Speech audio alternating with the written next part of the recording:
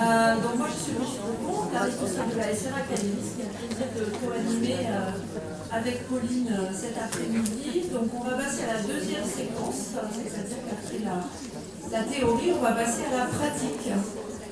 Puisque comme ça a été présenté tout à l'heure, certains établissements sont déjà passés, ont déjà vécu leur évaluation.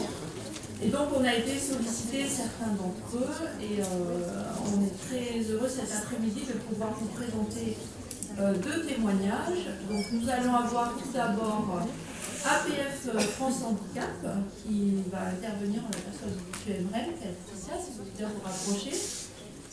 Et puis parce que c'était aussi très important pour Madame Noël et pour moi, d'avoir, et on vous l'avait annoncé dans le programme, d'avoir la présence de personnes accompagnées. Alors pour diverses raisons, voilà, ils n'ont pas pu venir sur site. Et donc on a fait le nécessaire, et je remercie Pauline qui s'est déplacée, c'était lundi, avec notre partenaire Moodix pour aller faire ce qu'on appelle une captation vidéo de personnes accompagnées, donc de l'APF mais de Bourg. Voilà, donc on lancera la vidéo à l'issue de la présentation de M. Emrel. Et puis après, on enchaînera pour avoir aussi une diversité d'établissements. On a un EHPAD qui s'appelle L'Écureuil, voilà, et donc qui interviendront tout à l'heure. On vous expliquera un petit peu les circonstances. Et on terminera cette séquence de présentation de retour d'expérience avec un établissement qui se prépare à l'évaluation. Voilà. Donc comme ça, vous aurez les deux types d'établissements, ceux qui ont passé l'évaluation et ceux qui vont la passer. Et à la fin, vous aurez également un temps de questions-réponses. Voilà. Donc, Monsieur Emrel, c'est à vous. Vous avez une quinzaine de minutes. Bonjour à toutes et à tous. J'ai l'habitude de voir beaucoup d'hommes où je suis dans le 45. Je me présente rapidement, je suis Emrel Serkan, jeune qualificien, je suis diplômé depuis pas trop longtemps, hein, donc 2020, depuis 3 ans. J'ai bossé essentiellement dans l'industrie. Pour moi, le monde médico-social, c'était un nouveau monde, complètement. J'ai bossé chez Amazon et Equinson, en tant qu'hygiène, sécurité, environnement. Et j'ai choisi après par la suite de travailler chez APF France Handicap, en tant que qualificien, un pôle, plusieurs établissements. Je découvre le référentiel quand j'arrive, et les évaluations également, sachant que je me suis dit au départ quand j'arrivais que j'avais 2 ans pour préparer. Ce n'était pas le cas.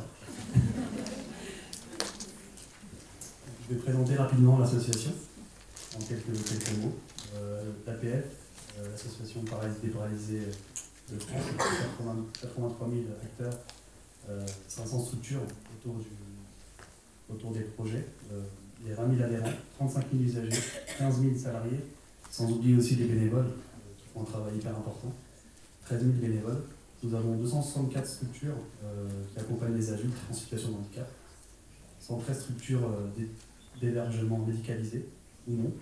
142 services sociaux et soins à domicile. Nous accompagnons également des enfants. Alors c'est pas mon cas, mais l'association accompagne également avec 142 structures, 13 établissements et services pour enfants et adolescents polyhandicapés. Donc, nous avons 94 services sociaux, soins spécialisés, 35 instituts d'éducation motrice. Ensuite, nous accompagnons également dans l'emploi, avec 52 structures d'emploi APF, entreprises, 25 entreprises adaptées et 26 établissements et services d'aide pour le travail. Donc, je suis qualificien de 4 établissements, dont 2 siègent au même endroit. Par exemple, le SAMSA et SAVS, là pour le coup, c'est 2 évaluations distinctes. Je me souviens de la question juste avant, est-ce qu'on pouvait assembler? Je reviendrai aussi après pour mon cas, comment on a fait. Donc la MAS de Loris, le SIAD et l'équipe projet handicap rare de Saint-Jean-de-Bray. Nous avons du coup 4 rapports d'évaluation. Tout était à transmettre au 30 septembre. Ça a été fait au 29. Donc, l'évaluation sur 3 jours, nous avions 4 intervenants. En général, je ne sais pas, pour les autres établissements, ils avaient 2 intervenants pour juste 2 jours. On a réussi à négocier un petit peu, je reviens aussi après. Donc on a commencé, quand je suis arrivé, moi je vous dis j'arrive en janvier, 2 semaines après je reçois le fameux mail avec les visites par les évaluations. Troisième trimestre, alors au départ on s'est dit c'est bien, on a jusqu'à décembre. Mais finalement non, c'était avant en septembre du coup. Et qui dit septembre dit évaluation en juin. Donc ça raccourcit un peu encore le truc. D'où la pression était quand même présente. Hein. Du coup, on a démarré directement. Alors je suis arrivé février, je démarre l'auto-évaluation avec 4 établissements, sur 4 établissements. En séparant bien SAMSA et SAVS, bien que j'ai quand même fait, on va dire, l'évaluation, l'auto-évaluation en commun pour gagner du temps, parce que j'avais pas énormément de temps. On a choisi, par exemple, dans le cas de faire des groupes de travail sur 9 thématiques différentes, donc pas par chapitre. On a un petit peu simplifié l'auto-évaluation. Ensuite, on a eu l'engagement dans la procédure, hein, choix d'un organisme évaluateur sur SINAE. Pas que sur SINAE, hein, mais pour le coup, la APF a choisi, nous a donné une liste en fait établie de plusieurs organismes évaluateurs. Et parmi cette liste-là, on a choisi des organismes qui connaissaient au mieux nos missions. Ensuite, la liste d'évaluation, les résultats et envoi des rapports, la transmission et la diffusion, donc comment on transmet, comment on diffuse, qu'est-ce qui est attendu après post-évaluation, et le bilan.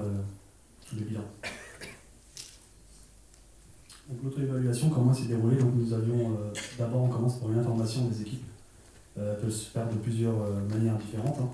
Nous, on a choisi de le faire sous forme d'une réunion institutionnelle, c'est-à-dire qu'on avait tous les groupes, tous les professionnels du pôle, donc présence en présentiel et aussi également en visio pour ceux ou celles qui ne pouvaient pas se présenter. Ensuite, j'ai eu quand même un peu de temps pour m'approprier le référentiel, pas simple, 157 critères, 18 critères impératifs, des éléments de preuve, les outils sur lesquels nous avons travaillé pour pouvoir réussir cette évaluation, en sortir en tout cas. Et l'auto-évaluation, les critères, du coup on commence l'auto-évaluation, on a réussi sur 3 mois à finaliser toutes les auto-évaluations, avec quand même un gros focus dans notre cas sur les critères impératifs, parce que c'est aussi ce qui est un peu plus important, on va dire, en tout cas pour ma part, qualiticien, pour moi, il faut prioriser avec le temps que j'avais en tout cas sur les critères impératifs. Donc comme je l'ai dit là, on a fait un gros focus critères impératifs et recueil des preuves. Qui dit recueil des preuves, je vous conseille de faire un classeur de preuves sur les critères impératifs et ne pas se dire que c'est acquis. Il y a des critères impératifs, on peut penser que c'est acquis, on va avoir 4 sur 4 et finalement non. Une preuve peut ne pas être suffisante pour un organisme évaluateur, qui pour nous l'est par exemple, hein, une preuve qui peut être suffisante pour nous, ne l'est peut-être pas au regard de l'organisme. Et ensuite, le comité de pilotage, c'est le comité qui va suivre cette évaluation, qui peut être composé de la gouvernance, de la direction et des professionnels pour l'avancée de cette auto-évaluation. Et il faut savoir également que l'auto-évaluation, quand je suis arrivé moi, on repart un peu pas de zéro, mais on part d'une démarche qualité qui date de pas très longtemps, hein, de quelques mois. Donc j'arrive et on se donne en tout cas comme on se donne une idée de pouvoir faire sur les 6 mois, d'avancer essentiellement sur les impératifs. Donc les preuves qu'on n'avait pas, on a réussi à en sortir quelques-unes, hein, que ce soit la gestion de crise par exemple, qui est un gros morceau du critère impératif hyper important. Nous avons la maltraitance, un gros critère sur la maltraitance, des événements indésirables, traitement, le recueil, l'analyse en équipe, tous des critères différents, la communication derrière. Nous avions aussi la communication vers les résidents envisagés. Comment on fait comment on transmet toutes ces informations. Donc c'est tous des critères hyper importants sur lesquels on a décidé nous de travailler. Alors pour ma part, j'ai pas travaillé via SINAE, j'ai essayé au départ, j'ai trouvé que l'outil était plus compliqué que celui que j'avais mis en place. J'ai essayé de prendre un Excel, en fait, travailler avec l'association. Très simple, hein, on avait tous les critères avec les notations, les cotations, les éléments de preuve. tout ça vient du référentiel. On a décidé de mettre tout le référentiel sur un seul Excel. Ça a facilité, en tout cas, l'interprétation derrière de nos résultats. Et avec une bonne partie questionnement et pistes d'évaluation. Il y a les politiques juste après. Hyper important, en fait, c'est la question de comment formuler aux professionnels, comment poser les questions, parce que tous les critères c'est pas forcément simple. Il faut réussir à les formuler, et parfois même la formulation ne suffit pas. Il faut changer les termes, toujours dans le même sens, hein, bien sûr. Et c'est quelques éléments d'évaluation, des pistes, des questionnements, en tout cas m'ont permis, moi, de réussir à avoir des retours sur les critères qui étaient parfois mal compris. Ou même pour ma part, on peut penser avoir compris un critère juste en le lisant, et les éléments d'évaluation sont importants, sans oublier de les lire, bien sûr. Il faut bien passer, bien lire le référentiel et avoir ces pistes d'évaluation. Ensuite, au niveau de la communication sur l'évaluation de l'HAS, on a étudié toutes les réunions collectives. Plusieurs mois avant l'évaluation, pour le coup c'était le mois de mars, on passait le 26 juin, donc ça nous a laissé 3 mois. Donc réunion COCA, comité qualité, et institutionnel. On a aussi on a préparé aussi le CVS pour les établissements qui y sont soumis, pas tous soumis au CVS, mais dans le cas où on ne serait pas soumis à un CVS, il faut également apporter des preuves. Je donne l'exemple pour mon cas, c'était des questionnaires de satisfaction, essentiellement lors des évaluations.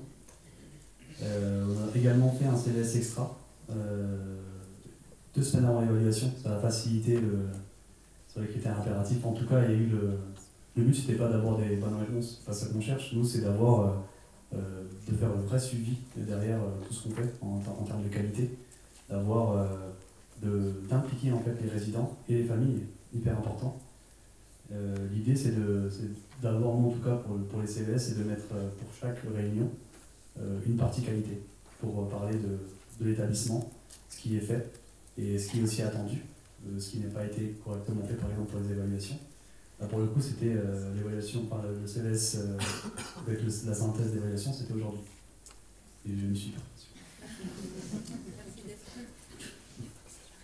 Ouais. Et alors comment choisir l'organisme évaluateur? Je vais essayer d'être plus bref. L'organisme APF nous fournit une liste. Dans notre cas, on choisit parmi cette liste-là l'organisme qui correspond au mieux à nos missions. Normalement, hein, je dis bien. En tout cas, leur CV était intéressant. Pour les documents, ils nous demandent de fournir les documents avant l'évaluation. C'était 2 à 3 semaines, si je me souviens bien. Avant, donc livret d'accueil pour les établissements, etc. Donc, toute cette liste-là sera fournie. Je vais passer. Je vois intéressant aussi, j'ai mis le devis. Important de négocier aussi c'est important pour 4 établissements. Au départ, on était à. Ouais, j'entends. On était à 35. Comment? C'est ça. Au départ, on était à 35 000 sur 8 jours. J'ai essayé de négocier pour réussir à faire n'importe quoi. J'ai essayé de faire l'audit système groupé, vu qu'on travaille sous format pôle, dans le cas de le faire en fait en une journée, et ça nous a grappillé quelques jours du coup, et ça a permis d'avoir un devis un peu moins salé. Donc, et c'est important parce qu'on se dit que cet argent-là peut servir, voilà, c'est pour les résidents, les familles, les usagers, pour les établissements, pour les pros. Donc si on peut faire avoir un peu de gain sur ces parties-là, c'est important. Ensuite, je vais passer rapidement à envoyer les documents par établissement, au moins 15 jours avant l'évaluation. Envoi du planning de la visite. Juste après, normalement, il doit y avoir un planning aussi, à quoi ça peut ressembler. L'envoi des remarques et observations. L'envoi du rapport final. Préparation documentaire également. Format numérique, ils acceptent le format numérique. Format papier sur les documents. Je conseille, comme j'ai dit tout à l'heure, d'avoir les documents en main propre, sur les critères impératifs du moins, pour gagner du temps aussi lors de l'évaluation. Alors nous, dans notre cas, on a eu 6 accompagnés traceurs, donc on fournit une liste de 6 accompagnés traceurs par établissement, à fournir 3 semaines avant l'évaluation, et parmi cette liste-là, ils ont choisi 3 accompagnés traceurs par établissement, donc ça fait 2 accompagnés. traceurs. Et le choix, comment il a été fait, en fait, on a décidé de faire un groupe, pareil, un groupe de travail qui a décidé de choisir des résidents ou des usagers qui correspondent au mieux à l'image, je veux dire, à ce qu'on fait réellement. On n'a pas, par exemple, dans notre cas, pour la masse, je prends 70-80% des résidents n'ont pas accès à la parole. Donc on n'a pas choisi de mettre 3 personnes qui ont accès à la parole. Parce que derrière tout ça, nous, on avait aussi l'idée on voulait avoir en fait des outils derrière comment aller questionner, les résidents qui n'ont pas accès à la parole, etc. C'est vraiment des questionnements en tout cas que j'avais. Rapidement, à quoi peut ressembler un planning d'évaluation, un exemple de planning. Donc nous, c'est 4 intervenants différents, 4 établissements différents. Voilà. Je laisse comme ça, s'il y a des questions après, n'hésitez pas. J'essaie de passer rapidement ici. Pour le planning, donc, il est demandé pour les rencontres professionnelles au minimum, en tout cas pour nous, de demander un minimum de 3 professionnels pour le chapitre 1 de la compagnie traceur. Cette rencontre-là doit être faite en comité, donc les 3 assemblées, 3 personnes en même temps. L'entretien ensuite auprès des professionnels, on choisit d'en mettre 8 sur 2 heures. Ensuite l'entretien avec la gouvernance, 4 professionnels. Ça dure un peu plus longtemps pour le coup, pour les autres systèmes, c'était sur une journée en cumulé. Il ne faut pas oublier aussi qu'on a les informations complémentaires et investigations supplémentaires qui ont pris dans le cas une demi-journée par établissement. Donc ils peuvent être amenés, ils seront amenés d'ailleurs à venir vous questionner, vous poser des questions, d'avoir des documents, des informations complémentaires, surtout dans le cadre pour les impératifs, et aussi sur les critères où ils n'ont pas forcément les éléments. Donc ils vont venir chercher les documents. Ensuite, comment on reçoit le résultat d'évaluation. Avant le résultat, il faut les pousser à faire le bilan de fin de visite. Hyper important de leur dire aussi, nous on leur a dit dans le cas d'essayer de valoriser le travail des professionnels. Parce qu'en général, une évaluation, on monte surtout ce qui ne va pas et pas ce qui va. Donc on a vraiment fait un peu pousser pour qu'ils parlent de ce qui va, surtout, sans oublier bien sûr ce qui ne va pas, hein, il faut aussi en parler, mais il ne faut pas en fait, pour certains cas, en tout cas de brusquer les professionnels, ça peut arriver. Donc nous avons reçu le pré-rapport courant juillet, hein, nous avons eu à peu près un mois pour répondre aux observations, pour faire des observations. Et je vous invite à bien lire le rapport, parce qu'il peut y avoir beaucoup d'erreurs, parfois des incohérences. Dans notre cas, audit système, donc je prends chapitre 3, on a fait donc c'était des réunions, c'était en pôle, donc en fait on a pour les mêmes preuves des notes différentes. Donc on a eu des incompréhensions. Ou pour un même établissement, je prends le SAMSA SLS avec les mêmes professionnels, les mêmes preuves données, ou avoir un 2 ou un 3, des vraies différences de notes. Et il peut y avoir aussi des erreurs, ils peuvent se tromper, saut de ligne, ou ça peut arriver aussi, donc j'invite vraiment à lire le rapport. En tout cas, commencez par lire les notes qui sont basses. Ça vous fera peut-être gagner, peut-être que vous verrez mieux ce qui va, en tout cas si ça correspond réellement à ce que vous avez fait, hein, ce que vous faites réellement. Ensuite, la transmission du rapport, il ne faut pas oublier de le transmettre aux autorités de contrôle et de tarification. Dans notre cas, en fait, moi j'avais transmis sur Sunave comme tout le monde, sans transmettre aux autorités de tarification, d'où le 29 septembre, ça a été fait le 29 septembre. N'oubliez pas de le transmettre.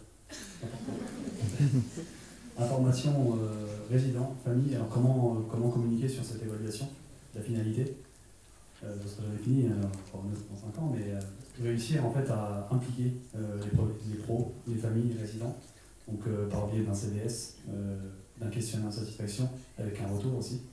Important, les évaluateurs nous ont demandé de suivre en tout cas le retour de ces questionnaires, comment a été retransmis ou recommuniqué aux résidents ou aux usagers.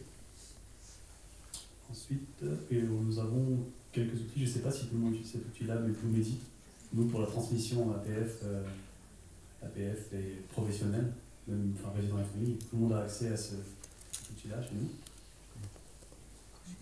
Voilà. Je terminerai sur les points positifs, ce qui a bien fonctionné, donc l'implication des professionnels, réussir à impliquer, de donner en fait une démarche, les impliquer dans une démarche qualité, d'avoir cette culture qualité, ça prend du temps, c'est pas en 6 mois ou 7 mois qu'on réussit à avoir cette culture-là, mais dans les impliquant et en leur donnant un peu d'autonomie dans les réponses qu'elles peuvent apporter, bah, ça les implique, leur donner en fait... je vais prendre l'exemple d'un critère impératif, encore une fois, de maltraitance. C'est les professionnels qui vont apporter les réponses, c'est eux qui sont sur le terrain, c'est eux qui vont nous dire leurs pensées, comment faire, ce qu'on peut faire. C'est hyper important de les écouter. Ensuite, restitution finale ouverte, important de le faire aussi si vous pouvez le faire sous forme de réunion institutionnelle ou réunion groupée pour partager en fait ce qui a été sur le rapport, ce qui n'a pas été, les axes d'amélioration. Dans le cadre, j'ai ressorti en fait le rapport était un petit peu compliqué à lire pour le coup. J'imagine pas transmettre aussi aux résidents comme j'ai entendu tout à l'heure la question, je ne sais plus de qui.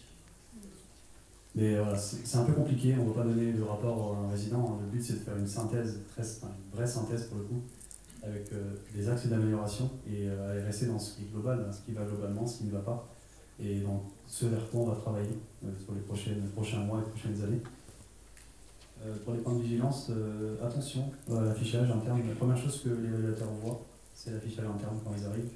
Donc préparer avec soin, sachant qu'il y a des obligations. Ensuite, le travail d'organisation et logistique, la semaine précédente, l'évaluation, important aussi parce qu'il peut y avoir aussi des personnes qui ne peuvent plus, des résidents, des usagers qui ne peuvent plus. Dans ce cas-là, ils vont choisir un autre résident parmi la liste. Surtout quand c'est du domicile, ils peuvent être amenés à ne pas être présents, du pouvoir en tout cas, et sur le jour J, aussi, ça peut arriver.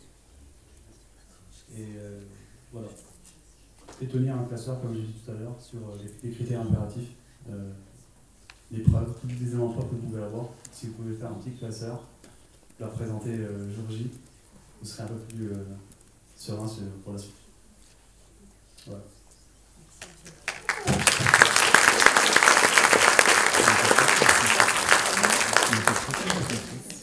Merci beaucoup, Monsieur Emren, pour l'exhaustivité de ce témoignage. Et on va tout de suite passer à la vidéo. Donc pour donner la parole, comme on l'a dit, à la fois à des usagers et aussi à une salariée de APF 18.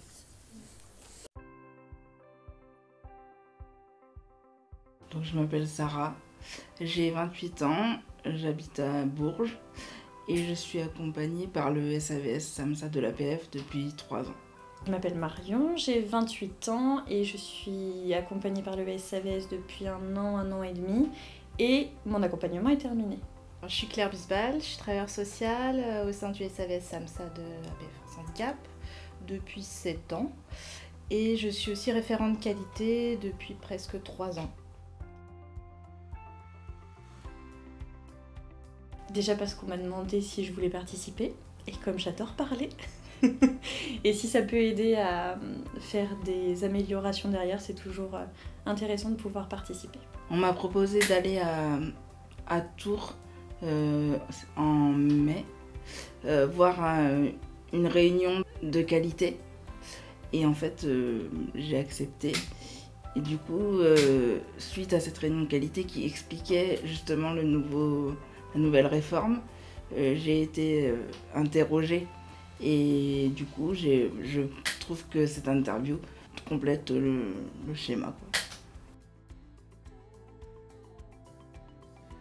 On a été dans les premiers à avoir l'évaluation avec la nouvelle réforme. On nous l'a annoncé, je dirais en mai, puis finalement ça a été très précipité le temps qu'en fait ils choisissent le service qui allait venir faire l'évaluation. On a eu en fait un petit mois voilà, pour se retourner et s'organiser. Les évaluateurs nous ont prévenu qu'il fallait lister un nombre de personnes qui pourraient être interrogées. On devait voir pour avoir une douzaine de personnes et ils en sélectionneraient la moitié le jour J. Et dans la réalité, c'était pas possible en fait de tirer au sort le matin même, puisque nous on intervient sur tout le département du Cher, au domicile des personnes, et que les évaluateurs ne pouvaient pas aller sur la journée évaluer dans tout le département. Donc il a fallu finalement quand même sélectionner un peu avant des personnes qui étaient en capacité de venir au service pour être interrogées. Au sein du bureau de l'association, ici. Alors moi j'ai été reçue directement donc, à l'APF pour l'entretien. Une personne. Et j'étais accompagnée par un professionnel qui est aussi au sein du CVS de l'APF. J'étais avec un homme et il était tout seul. J'étais toute seule, je n'étais pas accompagnée. Alors en fait, à la demande des évaluateurs, les personnes étaient... l'entretien se faisait seul et la demande des évaluateurs, en fait, c'était que dans la continuité, ils rencontrent après les professionnels qui ont été dans l'accompagnement. Donc en fait, le planning s'est fait, on a regardé quels professionnels étaient là, qui connaissaient Sarah ou Marion, et elles ont passé un temps seules avec l'évaluateur, et ensuite les professionnels étaient seuls avec l'évaluateur. Alors il y a eu la bienveillance, il y a eu l'écoute, parce qu'on a été écouté, il y a eu le CVS, qui a été une partie importante. Il y a eu pas mal de sujets sur quel était le ressenti au niveau de l'accompagnement, est-ce que je me sentais bien accompagnée. Et ça, c'est plutôt ces parties-là qui m'ont marquée. Pour moi, c'était purement du statistique. Est-ce que vous êtes seul? Quelle est votre situation familiale?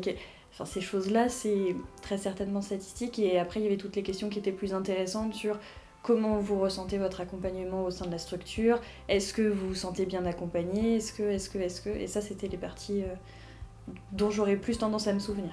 Il n'y avait pas de support, c'était plus de la question-réponse.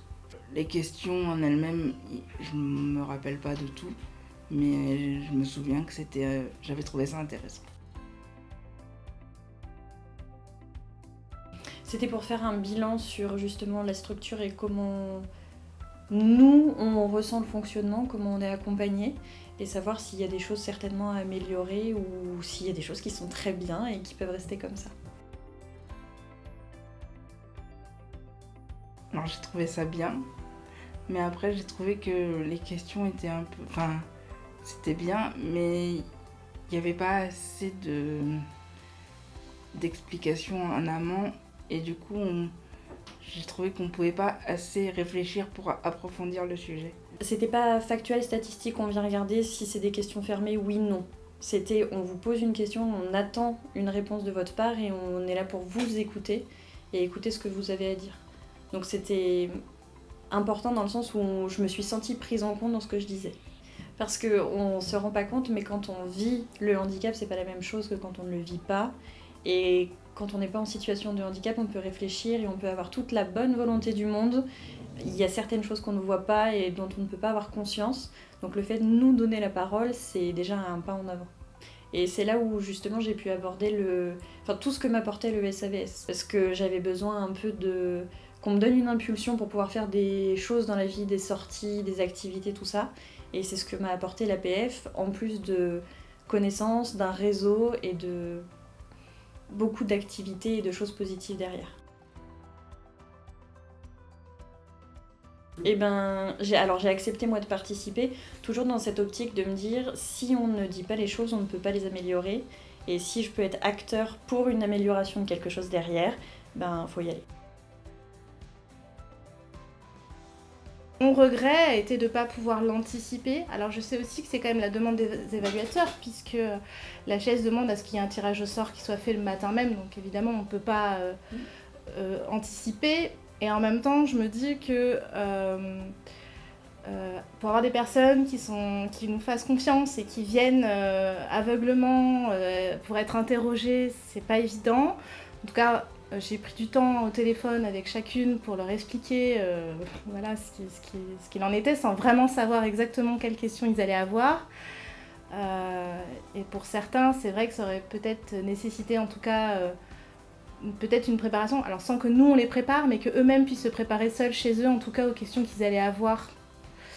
Parce qu'il y a des thématiques qui ont besoin d'être explicitées pour eux. Enfin, il y a des choses qui ne viennent pas spontanément. Voilà. Je crois que même si elles ne sont pas présentes aujourd'hui, je vous propose de les applaudir.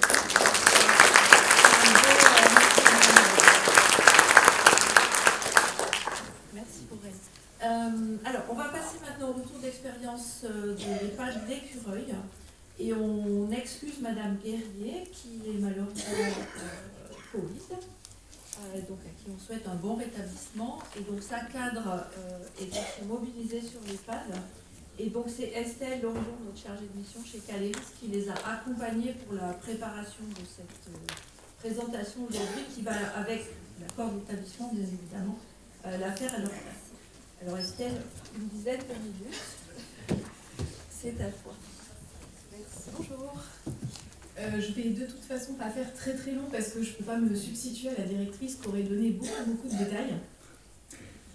Donc cette résidence, la résidence L'Écureuil, est un EHPAD privé associatif mono-établissement à la chaussée Saint-Victor, dans 41, à Grand-Féap, avec 87 chambres, principalement du séjour permanent, 5 chambres en temporaire et 12 chambres dans une unité permanente. Le rapport d'évaluation, comme la PF45, devait être rendu au 30 septembre 2023. Elle a été rendue. La date d'évaluation a été en juin, sur 2 jours. Concernant leur auto-évaluation, donc pour eux, ils n'ont pas de référent qualité, de service qualité, pour le coup. Donc la direction et les équipes se sont organisées comme ils ont pu. Pour prioriser, comme la PF juste avant, les 18 critères impératifs, leur auto-évaluation a été faite avec des groupes de travail, plusieurs mois en avance, sur des réunions collectives, pour pouvoir intégrer et les professionnels et les résidents et les proches. Il s'est avéré qu'ils étaient en même temps en train de réviser leur projet d'établissement, donc ils ont fait tout au long de cette démarche du lien entre les deux. Ils ont nommé un comité de pilotage qui était composé de leur cadre de santé, leur cadre d'hébergement et leur psychologue, qui était également, qui est toujours, pardon, référent bien-traitance de l'établissement. Ils ont fait une réunion par semaine et entre chaque réunion, chaque révision de chaque groupe de travail, ils ont révisé leur protocole ou alors ils ont fait des sensibilisations et se sont mis à jour. Ce qu'ils ont fait, c'est qu'ils ont repris donc, les critères impératifs et ils ont, comme vous voyez, par code couleur, nommé le pilote de chaque action à mettre en œuvre. Et puis, chacun avait ses missions pour avancer sur chaque critère.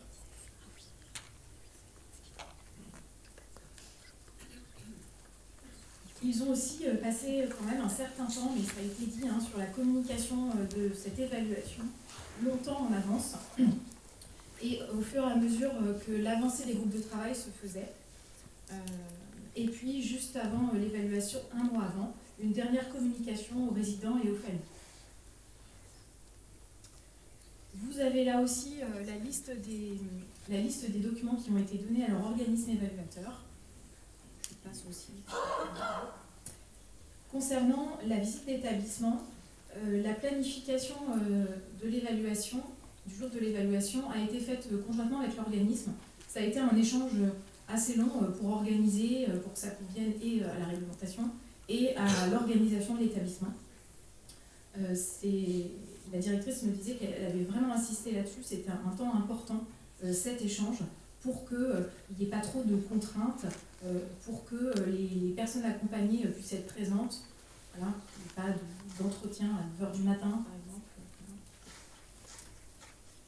Et de la même façon, ils ont fait une préparation documentaire, format numérique et format papier, parfois les deux, pour avoir un mode dégradé ou en carte, mais aussi par facilité en fonction des documents. Je vais passer sur le planning qui reste similaire à tous les autres. Sur cet établissement, pareil, il y a eu 3 professionnels minimum dans le chapitre pénétration. un conseil de la directrice de prévoir 2 salles et de la connexion Internet autant que possible pour que les évaluateurs puissent remplir directement l'évaluation sur Sinae, parce que sinon ils sont obligés de faire double travail après l'évaluation.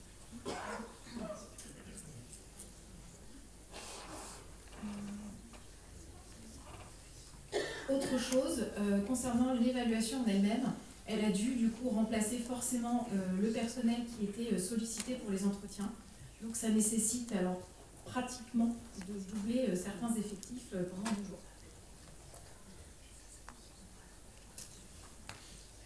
Ensuite, dans l'évaluation, les membres du CVS ont été conviés pour l'entretien du CVS. Donc ils sont venus pour la plupart. Donc ça a été assez intéressant puisqu'ils étaient assez nombreux. C'est vrai que quand le CVS n'a que 2 membres avec les évaluateurs, c'est plus difficile pour eux et c'est moins intéressant parce qu'ils recueillent moins d'informations. Le dernier jour de l'évaluation, il y a eu le bilan de fin de visite comme prévu. Le pré-rapport a été envoyé donc, moins d'1 mois après l'évaluation.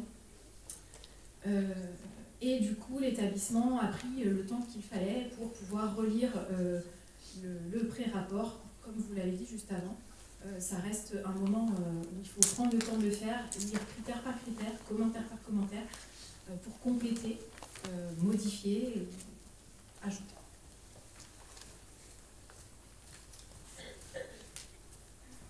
Alors, la transmission du rapport a été faite du coup dans les temps. Et du coup, il y a eu une communication faite auprès des familles, des résidents, des professionnels. Et ils ont même fait un article sur leur site internet pour le public extérieur. Ce qu'ils ont souhaité dans cette diffusion large, c'est de valoriser l'accompagnement qui a été réalisé au sein de leur établissement, mais aussi ça leur permet de poursuivre leur démarche qualité et d'amélioration continue en s'aidant des résultats de cette évaluation. Et pour finir, les points positifs, ce qui a fonctionné dans leur établissement, c'est le fait que les professionnels aient été très investis, ainsi que les résidents. La restitution finale ouverte à l'ensemble des professionnels et aux membres du CVS a été extrêmement appréciée. Et l'identification rapide et claire des critères, puisque ça a été leur priorité, a été le début de leur auto-évaluation pour avancer. Sur les points de vigilance, le travail de préparation de plusieurs semaines à l'avance a été nécessaire, même si ça leur a permis uniquement de prioriser les critères impératifs. Ils auraient voulu faire plus, mais ils vont le faire après. Il y a un travail d'organisation et de logistique très très important juste avant l'évaluation, d'organiser les plannings, les salles, les repas, enfin voilà. Elle explique que les jours de visite des évaluateurs sont assez intenses parce que tous les critères sont abordés et tant qu'on ne l'a pas fait, on ne se rend pas compte. Après la visite sur site, prenez le temps de lire votre pré-rapport et de reformuler vos remarques et vos observations. C'est ce que les 2 intervenants nous préconisent.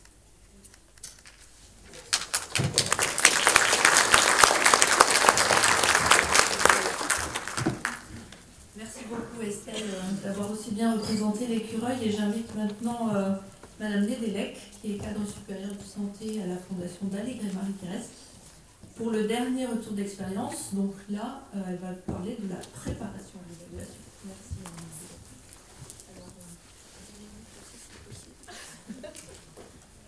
Bonjour à tous et à toutes.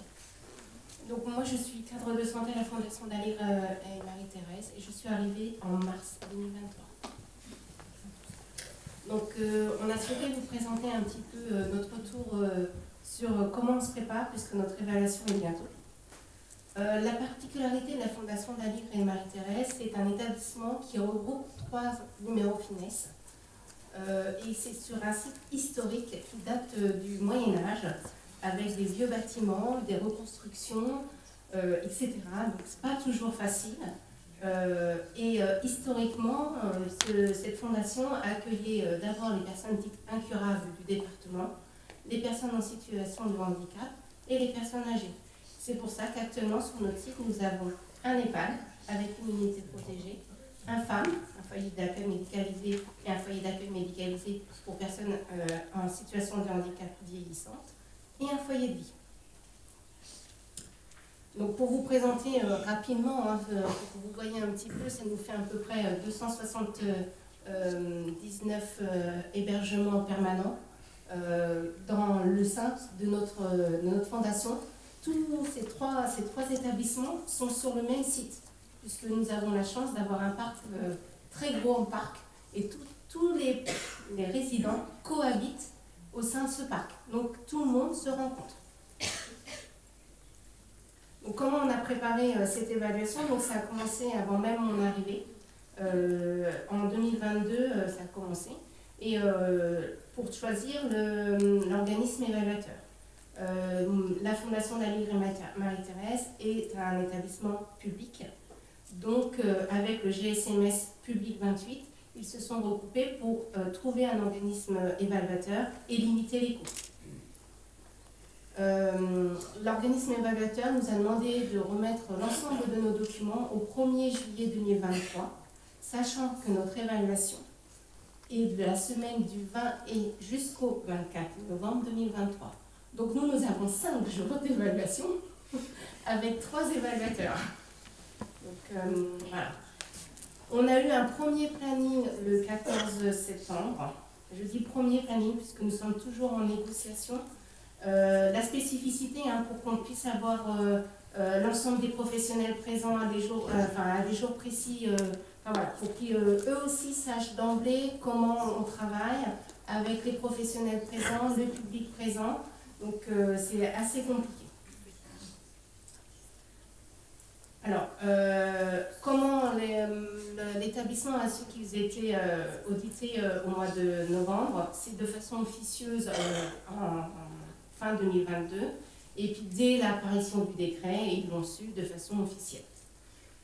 Ce qui se posait comme premier constat, c'est que la direction n'avait peu ou pas de connaissances par rapport au nouveau référentiel HAS, évidemment, il sortait depuis peu de temps, ainsi que les équipes. Ils avaient tous peur, je mets I parce que j'étais pas encore arrivée, ils avaient tous une réelle crainte de ne pas correspondre aux attendus et de ne pas réussir à différencier l'évaluation HAS et l'inspection, puisque l'établissement est soumis à des inspections ARS et conseil départemental, et ils avaient peur de ne pas pouvoir faire la part des choses différentes. L'établissement n'a toujours pas de référent qualiticien. Par contre, avec le GSMS, a été enfin recruté un qualiticien qui commencera en janvier 2024. On a une GED qui est accessible à tous. Tous les professionnels via le intranet peuvent y accéder. Notre grosse difficulté, c'est qu'elle est très peu utilisée. L'arborescence, peu pratique.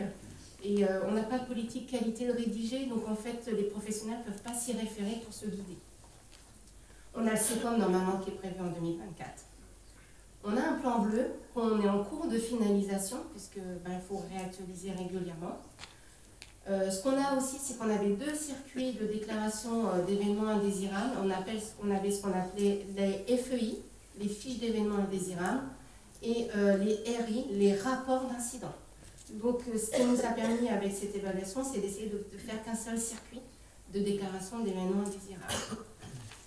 Par contre, ce circuit-là, les événements indésirables déclarés, c'est quelque chose que les professionnels se sont bien saisis, parce que très régulièrement, on en a 1, 2 ou 3 qui arrivent tous les jours en fonction des éléments qu'ils déclarent. Et on a un circuit sur les plaintes et les réclamations au niveau, qui est effectif, même si on a peu de remontées pour le moment.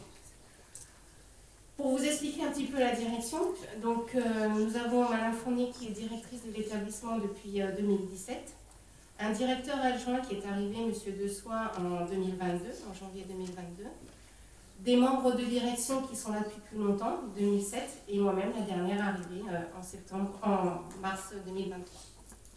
On a aussi également un logiciel de soins qui est ancien, peu utilisé, mal exploité par les professionnels, donc ce qui ne nous facilite pas par rapport à des éléments de preuve. d'autant plus que les professionnels n'ont que des PC fixes pour saisir les soins et tous les actes qu'ils mettent, et c'est très compliqué. Une disparité de fonctionnement, 3 établissements, 3 fonctionnements différents, donc avec l'évaluation, on a été obligé de se mettre un petit peu d'accord pour fonctionner tous de la même façon. Par contre, ce qu'on constate, c'est l'implication de toutes les équipes. Tout le monde connaît, tous les professionnels connaissent très bien les besoins des personnes accompagnées, avec une vraie culture éthique où on se pose réellement des questions dans l'accompagnement. Un circuit du médicament qui a été mis à jour. On a, parce qu'on a 3 entités, on a la chance d'avoir une pharmacie à usage interne pour l'EHPAD et le FAM, et on a une convention avec la pharmacie de ville pour le foyer de vie. Donc on a vraiment fait un grand travail de mise à jour. On s'est servi de tous les outils de l'Omedit EHPAD qu'on a appliqués aux femmes.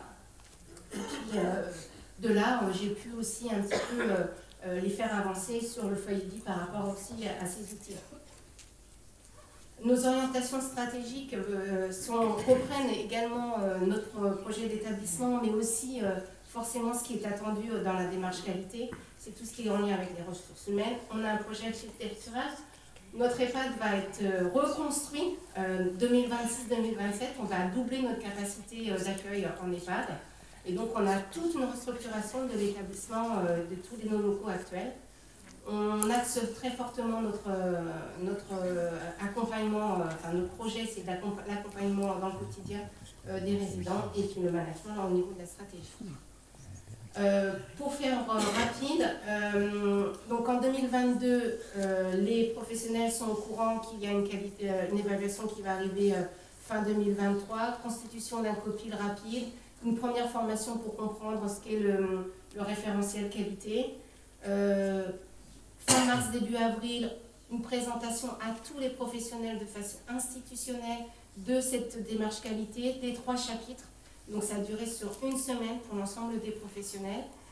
Également, on a créé pour les professionnels qui disaient avec leur bulletin de paye un condensé du chapitre 1 et 2 pour qu'ils puissent savoir un peu ce que c'est, ce chapitre 1 et 2.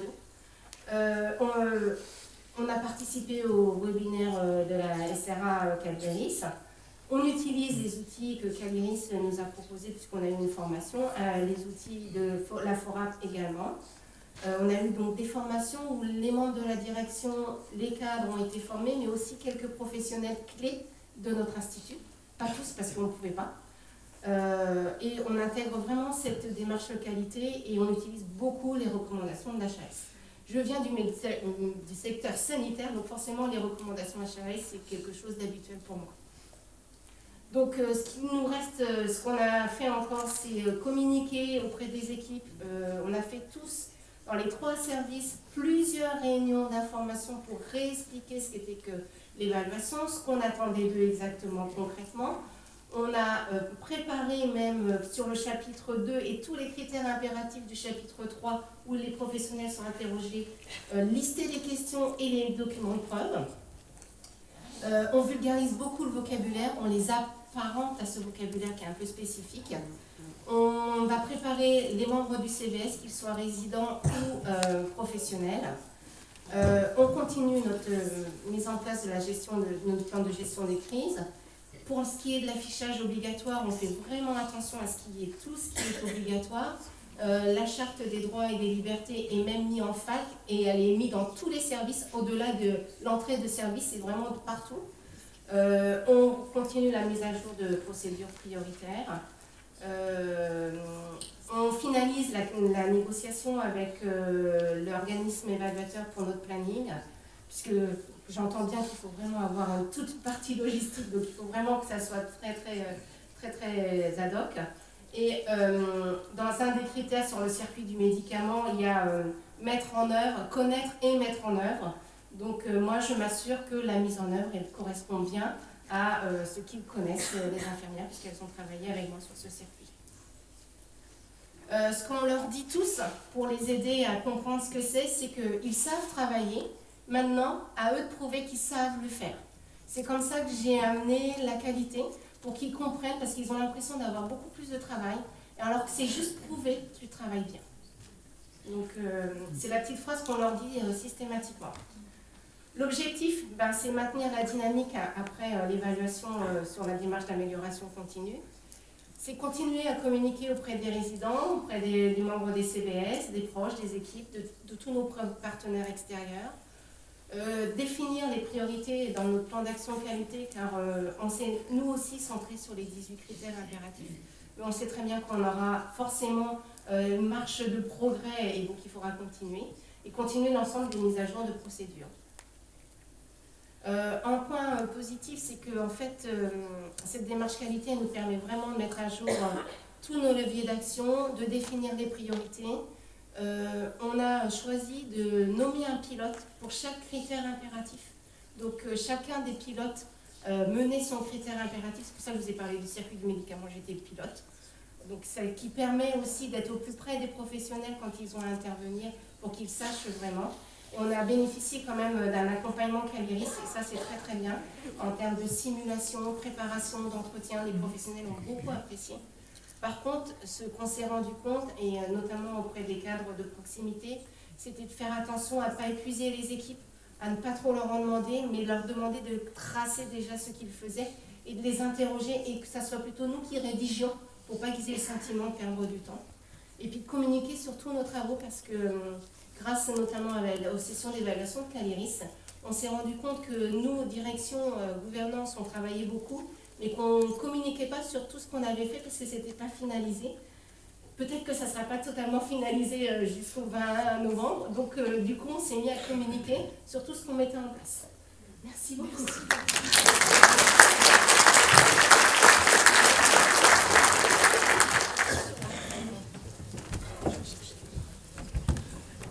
Merci beaucoup, Madame Lebellec. On vous a un peu bousculé. Voilà, on essaie de tenir le timing, donc on a un deuxième temps de questions-réponses pour vous permettre effectivement d'avoir peut-être plus de précision sur ces retours d'expérience qui ont été explicités. Donc les micros sont dans la salle. Voilà, il y a des questions. Sinon, c'est que vous avez été super clair.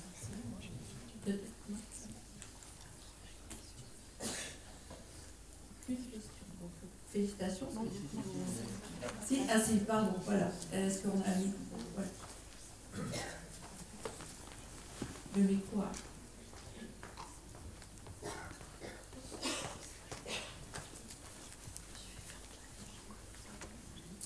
Bonjour, donc Aline Paleski, directrice de l'ESAT L'Évalet, association des Elfes située en Indre-et-Loire.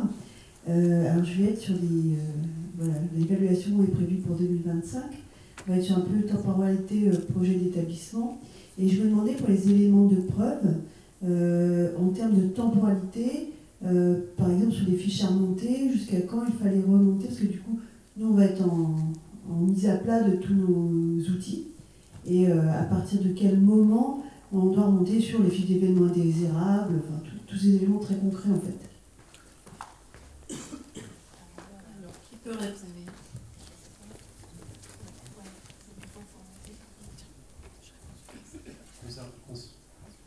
Allô? Concernant les événements désirables, dans notre cas, nous on a un recueil en fait, de tous les événements désirables sur plusieurs années, hein, donc ils sont là à regarder de la première à la dernière, au dernier événement désirable. Donc,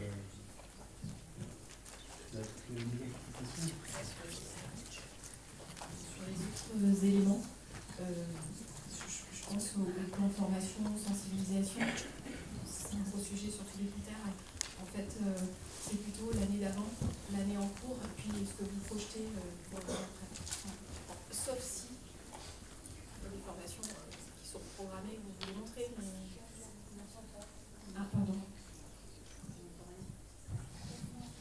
Je répète du coup. Du coup, je disais plutôt l'année précédente, l'évaluation, l'année en cours et l'année qui arrive. Sauf si vous avez des thématiques spécifiques que vous avez fait 2 ans avant, montrer. Enfin, l'objectif, c'est de montrer votre travail au quotidien. Donc, mettez en avant ce que vous avez fait. Merci. Est-ce qu'il y a une autre question? Oui, bonjour, Estelle Deville, je suis directrice du pôle maintien à domicile du CCAS de Chartres. J'ai une question. Alors en fait, au niveau de l'accompagnement, puisque au niveau de la Ligue, vous avez été accompagné en fait pour la préparation à l'évaluation, d'après ce que j'ai compris. Et là, le premier établissement ne l'a pas été, puisque ce que j'ai compris, est-ce que c'est important et en quoi vous faites l'accompagnement par un professionnel, un prestataire extérieur sur la phase de préparation? Comment vous l'avez appréhendé? Est-ce que pour vous ça a été décisif ou pas? Pour la Fondation La Ligue, en fait, c'est apparu comme une évidence face aux nombreuses questions qu'on avait des cadres de proximité qui nous remontaient des professionnels. Ne maîtrisant pas assez le référentiel, l'accompagnement nous a permis de prendre aussi du recul et de mesurer le référentiel et de voir avec un autre œil plutôt que ce gros pavé quand on voit les 157 critères qui font très peur, et de se centrer vraiment et de redéfinir toutes nos priorités. Donc pour nous ça a été bénéfique, et surtout pour les professionnels, parce qu'on a fait des sessions avec les professionnels. Les professionnels, ça leur a pu dédramatiser, parce que ce n'était pas nous qui le disions, ce qu'était que l'entretien collectif, ce qu'était que l'entretien avec la compagnie traceur. Ça a vraiment tout dédramatisé. Il y avait des professionnels qui se disaient, mais en fait, on fait déjà tellement de choses. Et c'était notre difficulté, c'est qu'ils n'entendaient pas tout ce qu'ils faisaient, et que quand on leur demandait de tracer pour avoir les éléments de preuve, ils avaient l'impression qu'en fait, on leur demandait du travail supplémentaire. Donc là, ils ont vraiment compris l'importance de tracer, de noter les choses.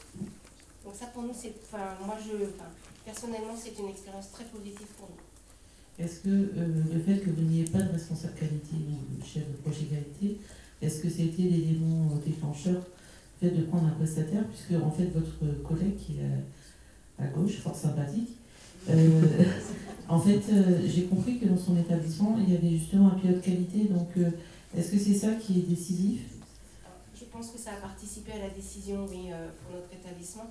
On est quand même un très très gros établissement, on est plus de 300 professionnels, c'est énorme, avec, voilà, on a 3 spécificités, 3 fonctionnements différents. Il a fallu mettre à plat certaines choses pour harmoniser un minimum de documents institutionnels, de pratiques, pour qu'on puisse vraiment, au niveau de la gouvernance, pouvoir être un peu plus ciblé. Et ça a rassuré vraiment tous les professionnels, vraiment. Donc nous, n'ayant pas de référent qualité, il nous fallait quelqu'un qui ait une expertise pour apporter ce qu'on n'arrivait pas à faire passer comme message. Merci. Est-ce qu'il y a d'autres questions? Oui, allez-y, je t'en prie.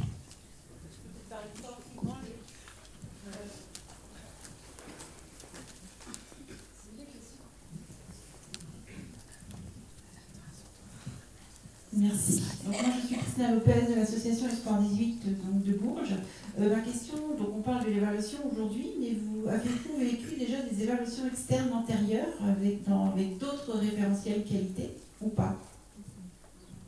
J'imagine que la question est pour moi. 3. Dans mon cas, c'est l'ISO 9001 et l'ISO 14001 aussi, l'environnement. Et la 45001. En fait, dans l'industrie, c'est un peu différent. On n'a pas de référentiel qualité critère. C'est l'ISO 9001. J'invite à regarder si vous avez le temps un jour. Je ne sais pas si je réponds à la question. Moi, ce qui m'intéressait de savoir, c'est si les APF, la structure où vous êtes aujourd'hui, avaient déjà vécu des évaluations externes antérieures et les points de différence que vous voyez là, il y en a un. Nos structures APF, oui. Il y a eu d'autres évaluations avant, en 2017, 2016, bien avant mon arrivée. C'est tout. J'ai pas Pareil pour la Fondation David, avant cette évaluation-là de novembre, il y a eu des évaluations obligatoires, notamment l'évaluation qui sont faites sur l'évaluation interne. Et les EHPAD ont été avant régulièrement évalués, etc. Mais encore une fois, notre difficulté, c'était aussi de leur montrer que l'évaluation, ce n'était pas une inspection. Donc ça, c'était important parce qu'ils avaient le vécu, et pour les professionnels, d'une inspection où les évaluateurs passent dans le couloir et hop, on va appeler le premier professionnel qu'on voit et on va l'interroger. Donc on a vraiment insisté pour dédramatiser. C'est vraiment montrer ce que vous faites. Enfin moi j'insiste beaucoup, vous savez travailler, montrer que vous savez le faire. Pour vraiment dédramatiser. Après, moi j'étais pas là au moment des évaluations avant, donc je peux pas vous dire comment ça a été vécu par l'établissement. Là, vous n'avez pas de chance, vous avez des novices face à vous. Mais vous avez bien connu.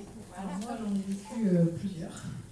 Et en effet, si la question c'est de savoir comment c'est vécu, c'est pas du tout vécu de la même façon, puisque là aujourd'hui, des heures, le référentiel, c'est un référentiel, donc on sait comment ça doit se passer.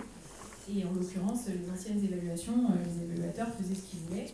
On pouvait avoir un évaluateur qui vient de 9h à 16h avant, et on pouvait en avoir qui venait de 6h le matin jusqu'à l'équipe de nuit, et qui regardait plein de choses, tout ce qui se passe, les élèves en preuve, les pratiques. On avait de tout aujourd'hui.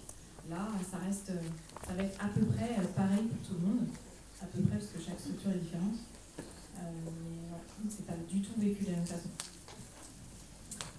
Merci de cette réponse collective. Je pense qu'on a le temps de prendre une dernière question. Merci. Je suis Lucie Rivière, conseillère technique au CREAI. Et j'ai une question pour le traitement du rapport d'évaluation une fois qu'il est reçu, notamment pour le collègue qualiticien. Qu'est-ce qui est envisagé, même si c'est dans un délai très court, mais qu'est-ce qui est envisagé comme suite donnée à ce rapport, sachant qu'à l'image du nombre de critères qui sont évalués, il y a un nombre d'informations très important qui émanent de ce document, enfin en termes de cotation, mais pas forcément de commentaires qui apparaissent dans le document. On voulait savoir comment vous l'appropriez et ce que vous envisagez d'en faire. Alors, tout d'abord, dans le rapport, on a les critères et les critères suivis des commentaires qui sont des constatations. On n'a pas des guides, des pistes, si vous voulez, d'amélioration. Donc à nous, après, derrière, de lire le référentiel, de le relire et de regarder au niveau des éléments de preuve ce qu'il faut fournir. Tout cela, en fait, ça se fait en groupe de travail, si vous voulez, plan d'action qui est fait avec un groupe de travail. Et derrière, c'est de suivre ce plan d'action, mettre des pilotes par critère, par exemple, par thématique. Je ne sais pas, selon votre organisation, ça peut se faire de plusieurs manières différentes, mais il faut un plan d'action. Tout d'abord, un plan d'action, critères impératifs, en tout cas, dans notre cas, prioriser, puisqu'il faut répondre dans un délai assez court, sur maximum, on dit sur l'année, et réussir à répondre aux critères impératifs. Donc établir le plan d'action sur l'année. Et pour les critères standards, nous on a choisi de faire sur 5 ans, de donner le temps par critère pour être sur l'opérationnel sur la prochaine évaluation.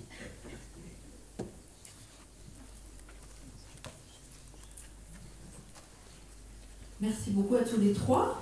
On arrive presque au terme de cette journée. Alors on vous demande encore quelques minutes d'attention. Pauline, vous pouvez bien nous rejoindre. On a prévu...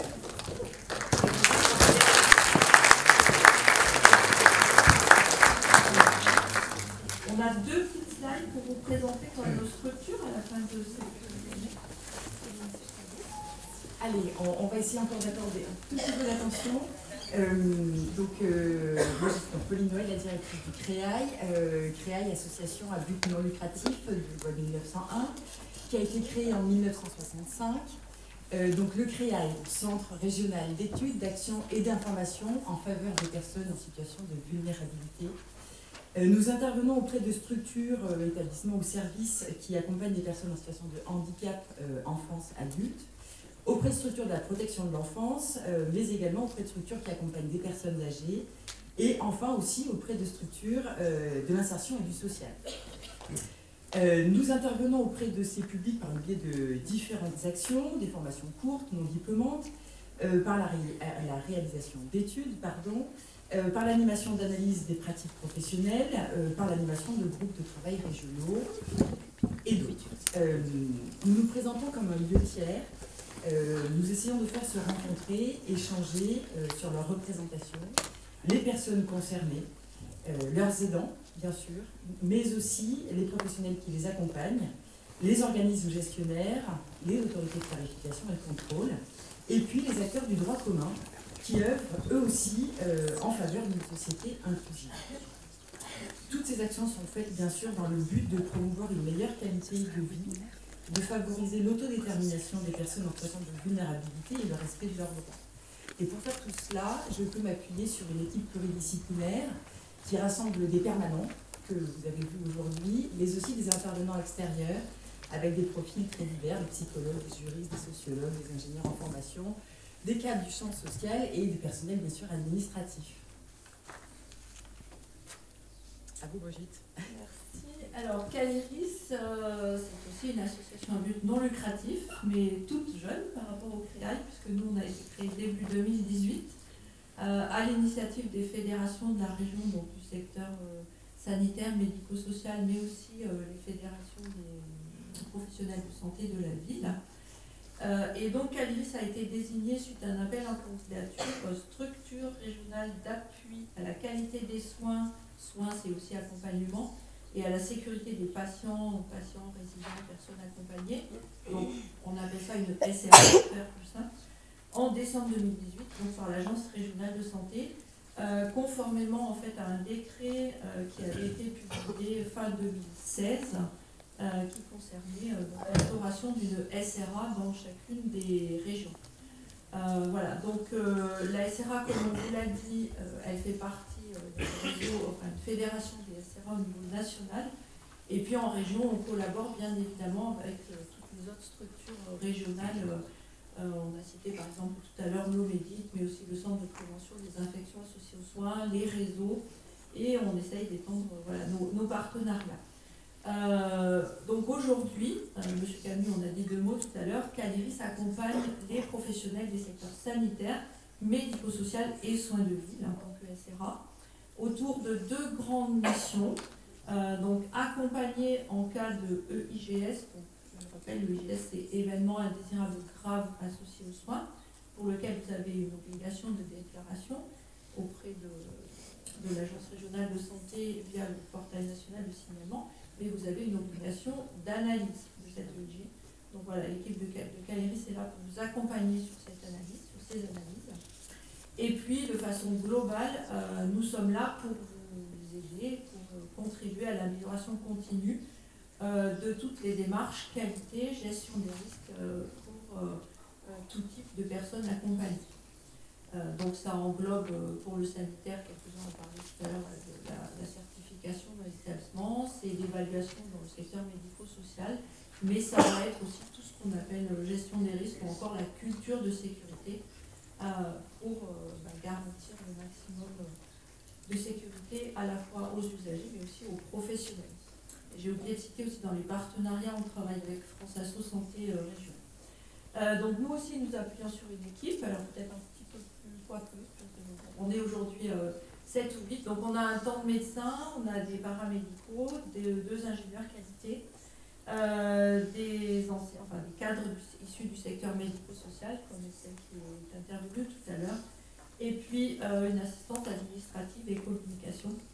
Et je crois qu'ensemble, on voulait vraiment féliciter nos équipes pour l'animation de cette journée, la préparation de cette journée, notamment en ce qui me concerne Estelle Bourgeon et Valérie Osselet qui vous allez dehors pour récupérer, et pour vous, Mam, oui. Notamment, vous avez écorché le nom, donc voilà.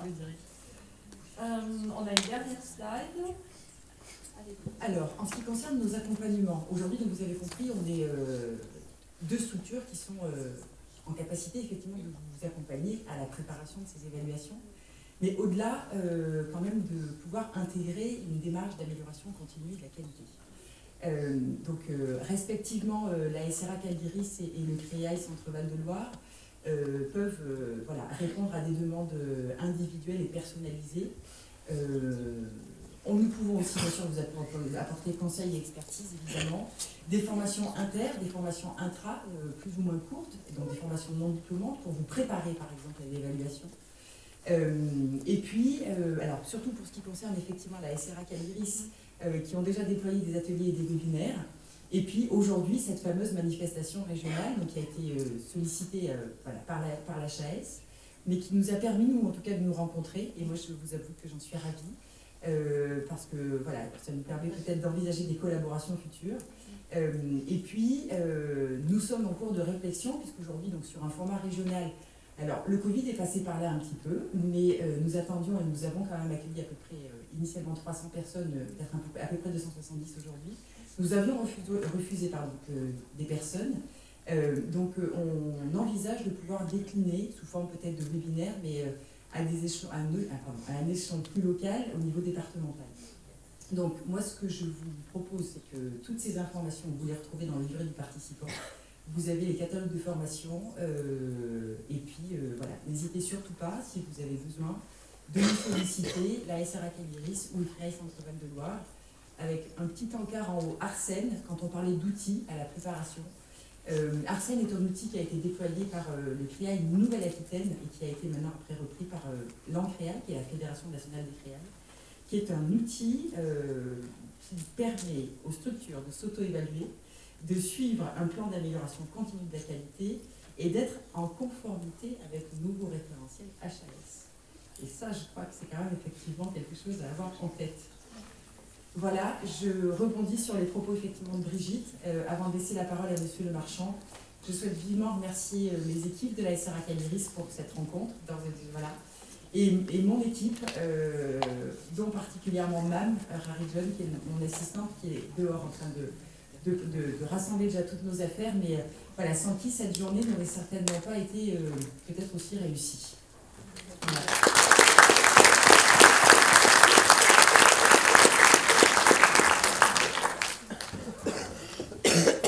Et peut-être le temps que Monsieur Le Marchand nous rejoigne, juste pour préciser que vous allez, à la sortie, vous avez un QR code avec le questionnaire de satisfaction. Pensez à nous faire un retour. Merci.